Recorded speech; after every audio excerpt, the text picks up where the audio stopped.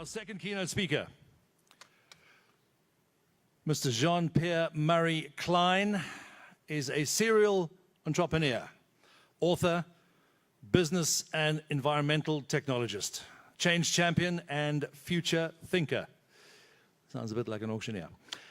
In his Keynote Talk, Going Once, Going Twice, you will need to prepare for increment bids as he unpacks influences pertinent to your sector, covering technological, social, environmental, and perhaps even some political items of interest. Learn about trends, how to perhaps reach future clients, and of course, we'll finalize the sale with a robust Q&A.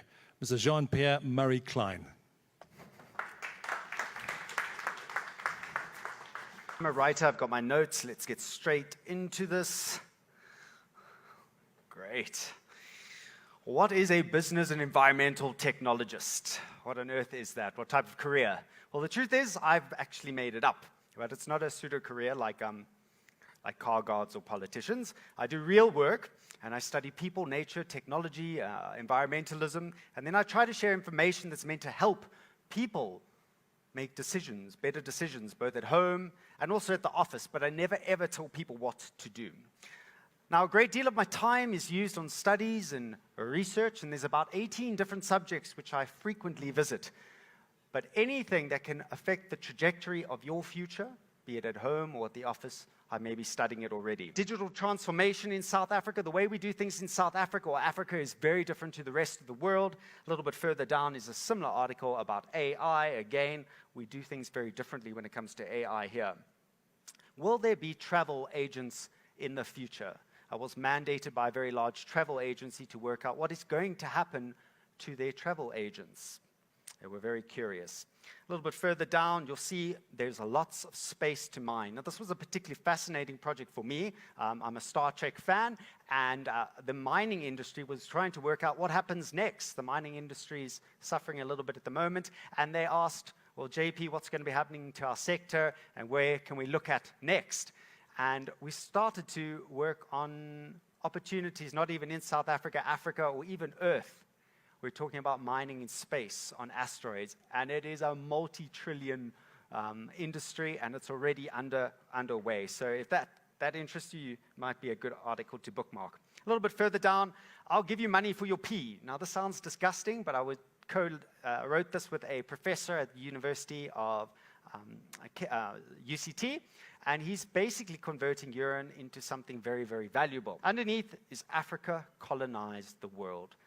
This was probably the article which upset the most amount of my followers on social media this year, and essentially I put out there the concept that everyone alive today is African, which is genetically is true. And, but I used the word colonized, and that upset a lot of people. But it was from the perspective and the looking glass of DNA. So yes, we're all actually African if you look at our DNA structures. And this article also explores some of the reasons how we migrated, how we ended up in Europe. Domestic workers in South Africa total about 900,000 people. And I essentially said it's a type of slavery at the moment in this country. And we do need to address this because it's a massive part of our community which are being abused. The concept, what innovation has there been in your industry? So the concept of auctions probably dates back to the famous city of Babylon, 500 BC. The history of auctioneering in Africa has had its roots in both indigenous customs and also when we had European settlers and colonizers. During the colonial period, European settlers introduced formal auctions.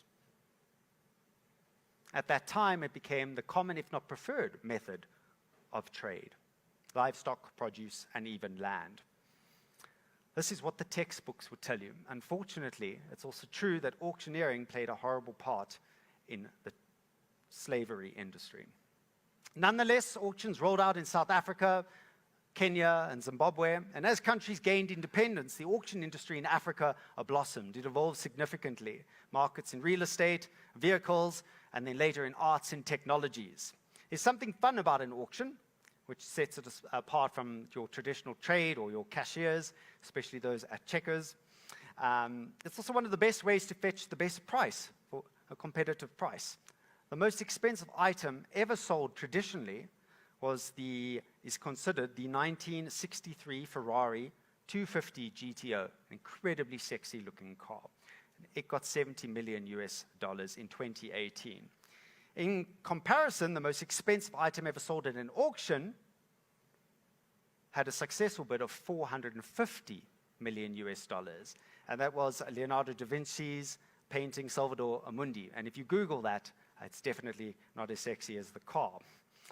Countries like South Africa have very well-developed auction markets, and we're very well known for conducting large-scale auctions for vehicles and real estate, and even luxury items. The most expensive item ever auctioned in South Africa was the pink Star at 69 million rand, managed by Sotheby's Auctions in Cape Town. Is Sotheby's here today? No, I was just trying to work out who's going to buy drinks later. The first auction company in South Africa was probably CNA, not the stationery shop. It was a business by Ferreira and Company, and it was established in the mid-1800s for livestock and property auctions. But a lot has changed since then, ladies and gentlemen.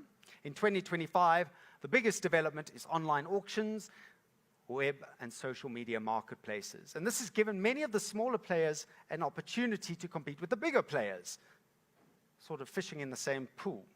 Unfortunately, for those in the industry, it also allows untraditional entrants into your sector. Those who are just diversifying their income or their core service with off-the-shelf online services. It's this threat that I think you need to be most aware of and prepare to mitigate if you wish to maintain or build your market share. The key trends right now, obviously digital transformation. You're experiencing, and we are experiencing, a rapid expansion in Africa of mobile technology, putting businesses online, changing the way we trade. Nearly fully automated solutions for listing stock, selling, and helping engage with buyers, all at the touch of a button on a web browser or app. The most successful companies in auctioneering, I believe, in Africa, in the next 10 years, are probably not even going to be auction companies.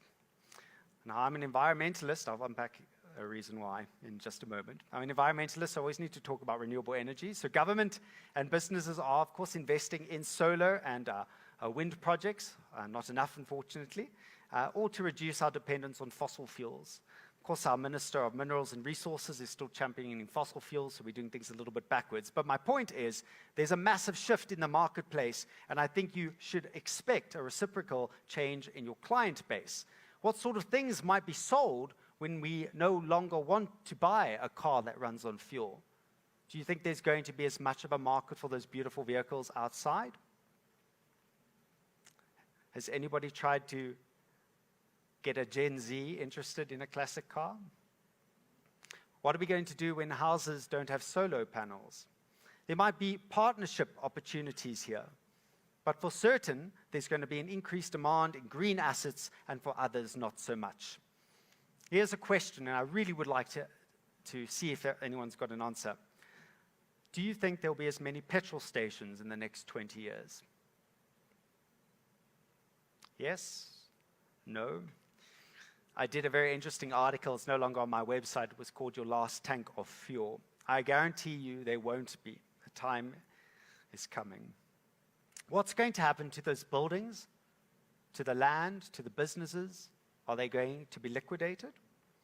Then there's climate change, and this is especially going to affect those who wish to work in livestock. South Africans, our agricultural sector, in about the next 3 to 7 years is the window I've given it, I expect to see change drastically and for the good. Urbanization and industrialization, development. South Africa is hopefully turning into a construction site. Many more people are going to be living in towns. There's going to be changes to our transportation networks, especially our railway network. And getting goods to our clients in the future, I believe, will cost less and be far easier. A youthful population and workforce. Africa is going to have the youngest population in the world. In fact, in 25 years, the majority of our population on this continent will be under the age of 21. The main point to consider here is the generations that follow us are going to own far less new things. The subscription and circular economy are going to increase. When it comes to compliance, I see a lot of your work is done on POPIA, and that's wonderful, but I see very little evidence of work being done with things related to cybercrime and evidence around that. Any of your websites that gather, process, store information, certainly those that process funds, need to be as protected as possible. Your businesses are subjected to hackers all the time. It's just a matter of time. Everyone, from your CEO to your secretary, is duty-bound. Cybercrimes Act, the Information Regulator. And what's quite important to remember is those acts don't hold just the business responsible, but also individuals within the business. If you do want to do a security audit, I suggest cyber defenders. You all know that WhatsApp group Sonia's got? Is anyone on that group? Yeah, just one person? All of you, okay. Does it detail your cell phone number? Yeah. How about a profile picture? Does it show a profile picture? Do any of you ever send voice notes on them? Okay. Those are all opportunities for cybercrime. Right now, there's a tremendous wave of people impersonating our identities, and everything on there is what they need. Phone number, a picture, and your voice. Do any of you get phone calls from time to time, and you pick up and no one speaks to you? Never, ever talk into that, because they're recording your voice to steal your identity. Finally, not that my list is exhausted, but I only have 3 hours today. I think that's what the organizers gave me. Sonia? No, I'm just joking. I've got about 15 minutes left. The future of money, very exciting. Digital money, ladies and gentlemen. E-payment systems, platforms, cross-border jurisdictions, very exciting. I think this is the most positive area for you, definitely. It's going to increase your global reach, foster transactions, transparencies. Do any of you accept Bitcoin yet? I don't understand why not. It's definitely something you may wish to pursue. For future clients in your industry, and this is if you do things right, you can look forward to increased accessibility. Technology is going to allow for your much wider reach for your audience.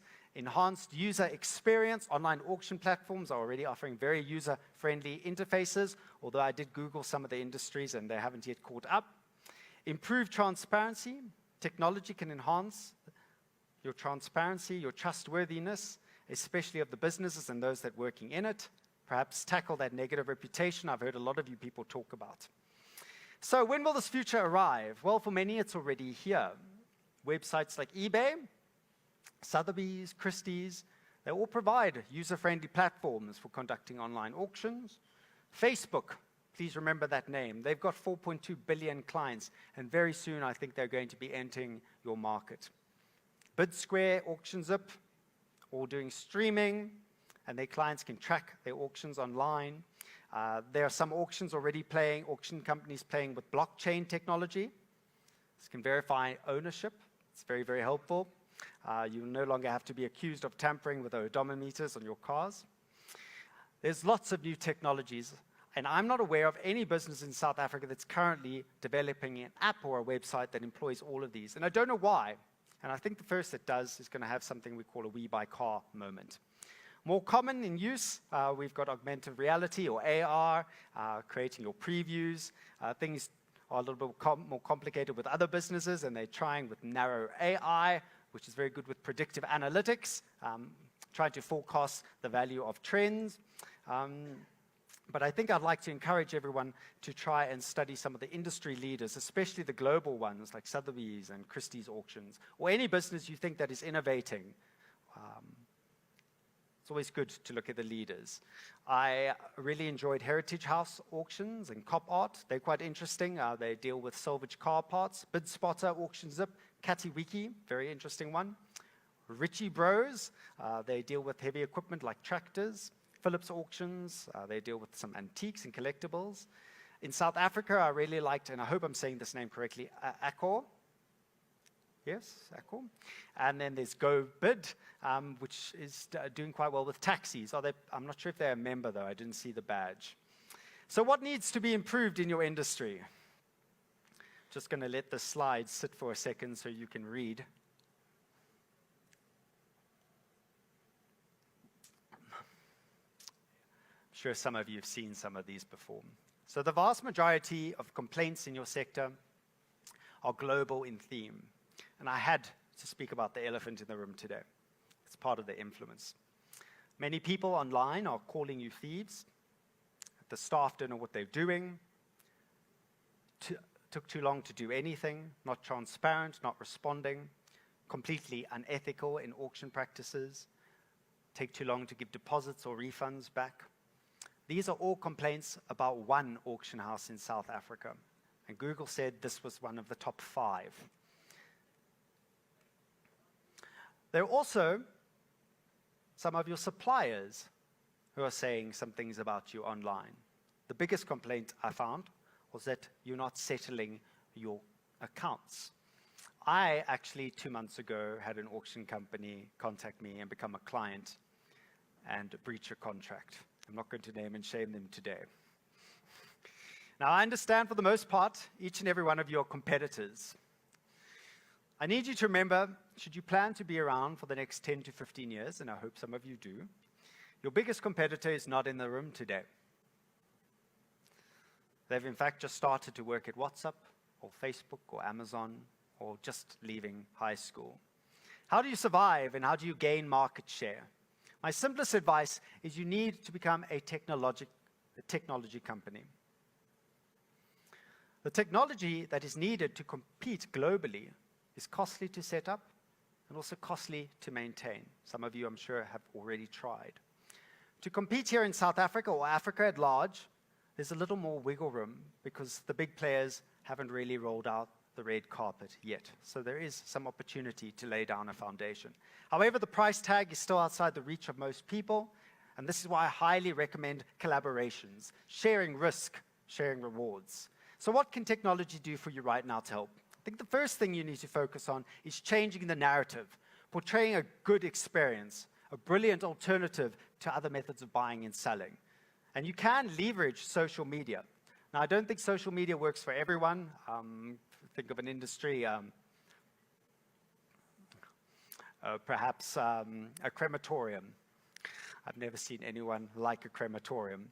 So that's one bit. But nonetheless, I hope you get my point. I don't believe, I would like you to use platforms like Instagram and Facebook to showcase interesting, non-mainstream items. Share success stories, that's the most important. And you can also use it to engage with potential bidders. There's a lot of scope to grow there. Regularly post content for upcoming auctions, but also do interest posts. I really like what your organization's doing for Meet the Bidders, Meet the Auctioneers. The socials can help your industry rewrite the negative narrative. Brand awareness and a massive collaborative effort can be done by your organization, or perhaps another organization set up for that purpose. Whatever platform or organization you decide to use to drive that narrative, they need to have a tremendous digital footprint. And your organization only has 4,500 followers, I think, on Facebook Business. I personally have 99,000, and I'm not bragging, but just to give a comparison. Another comparison, Property 24 is on 292,000 Facebook. To run a really good social media campaign in-house or with this initiative, I'm going to summarize it now, it's going to require at least 3 teenagers, 2 adults, and 1 more teenager to deal with negative online mitigation. But my biggest point is you're going to need a social media boosting budget of nothing less than 20,000 per month. And this is just for social media, for ad spend. The team is going to have to know how to develop text, develop images, and prepare videos. They also need to be an expert at strategy. That has to be set up for a year. You could speak to a web marketing expert such as myself or any other that you find on the internet. The main thing you need to punt, I'll say it again, is your success stories. Those are what people need to see. You need to tackle a diverse range of social media platforms and remain consistent in your messaging. Natural listings on search engines. For those of you who don't know what SEO is yet, shame on you. But it's the magic that's done with computer nerds to help websites feature for search tags or search phrases for free. The more that you identify, the more you compete with, the more free listings you get. You're, of course, going to need to hire another nerd for that. Any single business in this room can dominate Google. It's just a matter of costs. You can offer both website and app options. I know that was discussed today, but I want you to remember that people are sick to death of downloading another app, and they cost a fortune to set up. Apps are also only really needed if people are going to frequently use your service. That is the only reason it would justify the cost of an app. But I imagine your number of return clients are equal or less than those of first-time buyers.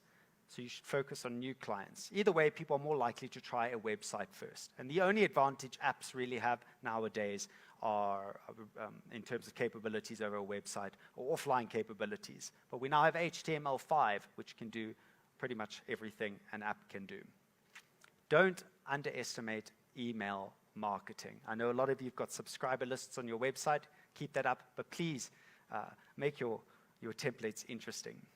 Virtual previews, very powerful, unfortunately very costly, but many clients love that experience. The same goes for online events and webinars. Clients love these opportunities. And there's many off-the-shelf solutions which you can purchase on a monthly basis. Also think about making it stand out. Hire a comedian, an influencer. Barry Hilton or Temba Robinson would do very well. There's paid positions on Google as well. PPC, AdWords, very, very costly if you've tried that. I only recommend the service if it's an extremely profitable service or product that you're trying to sell, or it's a limited campaign.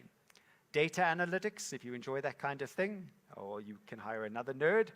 The rise of online auction platforms and marketplaces, ladies and gentlemen, like eBay, Bid or Buy, which is now called Bob Shop, I think, allow users to bid anywhere in the world, reducing the need for physical attendance and having to get stuck in traffic. I really do believe the future of your industry will involve and eventually materialize into just a handful of businesses, each offering a unique approach to the way they find clients, engage, and ultimately deliver the product. There's going to be an expanded group of hybrid businesses, such as we see with the state agencies now also offering auctions, and also non-industry players hosting auctions, taking a piece of your pie. To end today, I'm going to offer 3 other nuggets, nothing to do with technology. The first one I want to do is encourage you to really work on value-added ideas. Like what? Take a fresh look at those complaints, please. Come up with something like in-house insurance, after-sales support, logistics and shipping, inspections, authentication. Gosh, you could even do a seniors day and pick them up from an old age home, or target parents buying cars for their first child.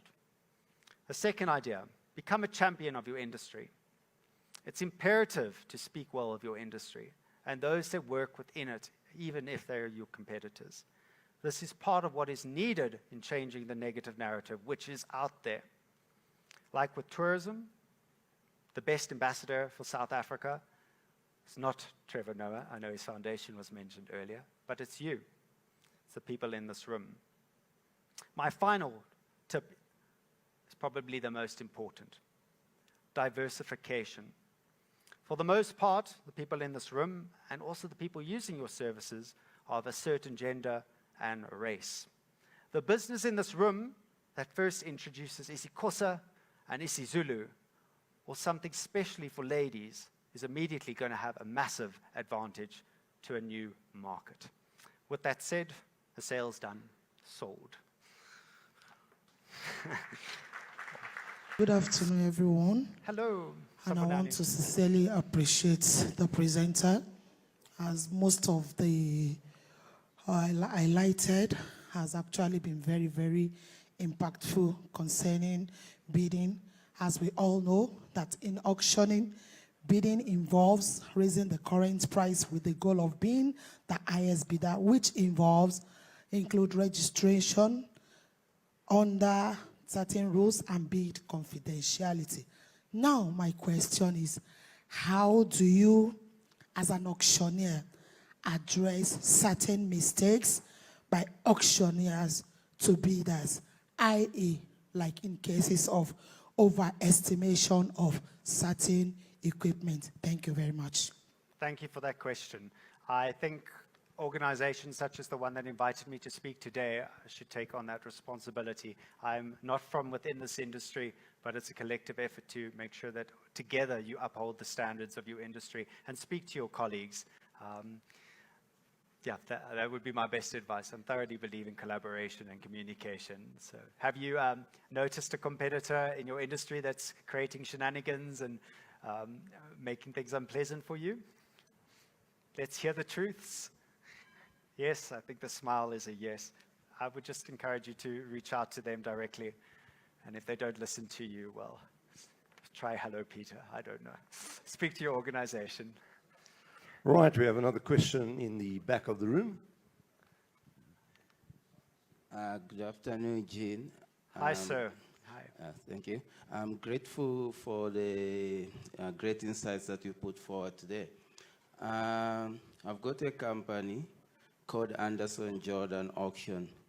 And then for the last 6 months, I think most of the things you mentioned, I'm trying to build them inside the business. We've started a platform that handles mortgages to support much of what we do, called Car Bridge, to implement the technology in our auction business. At the same time, we've developed a robot called Anderson Jordan Assistant to try and retain much of the information of the market and understand our auctions. Now, my question is, I wanted to find out, how can we build up all these ideas collectively into one platform that can work effectively and connect all this into this new future of technology? Okay. Thank you for that question. In short, I think you're just asking, how do you get an edge with the technology? Yes? Is that the summary? Yeah. Correct. Okay. You want me to give you that answer in front of all your competitors? Or do you want Maybe give it to him privately. Do you want to pop me a mail? Thank you very much for that informative presentation. As a third world country, I understand that we are not very adaptive to change, such as technologically related issues.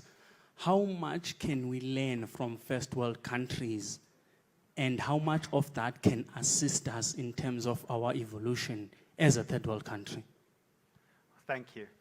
I don't believe South Africa is a third world country. I think we're somewhere in between, and I definitely don't want to be looking at some of the first world countries at the moment. A few reasons: they're setting really bad examples, but that's a talk for another day. And the other reason is legacy systems. They've got technology which has been developed for a very long time. South Africa, we don't have legacy systems. We don't have these old pipes which we need to rip out and do new foundations. We're a really young democracy. We've got a really good technology foundation in this country, and we can leverage that. I think that it's just about the will to get our hands dirty and get stuck into it. If I may, I just want to make some points on the previous speakers. Not that I like picking on colleagues, but there was a gentleman speaking about website marketing and things such as impressions. And I just want to point out a few things which I think are important when you're looking at these things. Impressions, don't get too excited about impressions, ladies and gentlemen, because an impression is basically just a quick feature on a search result out of approximately 24 if you're on Google. So always ask for more details. Also, there's something called click-through rates. This is how many people are actually visiting the platform's websites per click. Bounce rate is also very important. So yes, they may be getting lots of visitors, but I promise you, if you ask them what their bounce rate is, it's normally around 60 to 70%. So that's good things to ask platforms which are trying to sell you marketing. Space on banner, or I could call it's affiliate marketing. Yeah, ask for this information before you buy banner space. Then I've got 2 more points. The township economy, it was mentioned by a previous speaker. We've got 500 townships in South Africa, about 9 million people living there. I think that was probably the best idea I've heard maybe in the last few months to use your industry to tackle that. Tremendous opportunity there. And then there was somebody who wanted to avoid setting up another WhatsApp group, yes? I think that your organization, your holding organization, I love the idea of sharing potential stock, but perhaps put it as a back end to the organization where you can just simply upload and have your own little spot there. Car dealerships do something quite similar, and it's not an expensive thing to add to a website. Those are my nuggets on the other speakers. Are we done? Ngiyabonga. Thank you. Thank you very much, everyone.